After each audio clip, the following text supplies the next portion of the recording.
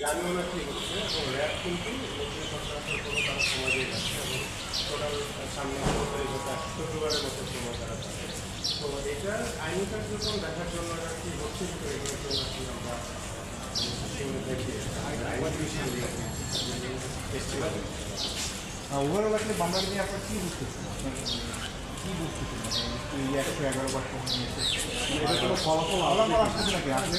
আসলে এত বছর তো আমরা আসলে আশা ছেড়ে দিয়েছিলাম, কিন্তু ছেড়ে দিইনি। আমরা আসলে বিচার চাওয়াও মনে হচ্ছিল আমাদের কাছে একটা লজ্জার ব্যাপার মনে হচ্ছিল, যে অবস্থা ছিল আইন শৃঙ্খলা বাহিনী বা সরকারের পক্ষ থেকে যেই রেসপন্স আমরা পাচ্ছিলাম। এখন নতুন সরকার এসছে এবং নির্দলীয় সরকার, আগের যে সরকার যে সময় ঘটনা ঘটেছে এবং তারা যেভাবে ঘটনাটা দিয়েছে ওই সরকারকে নিয়ে আমরা আসলে মনে করছি কিছু হতে পারে, বা যখন না হয় কিছু তখন করতে গেলে আনন্দিত হওয়া বা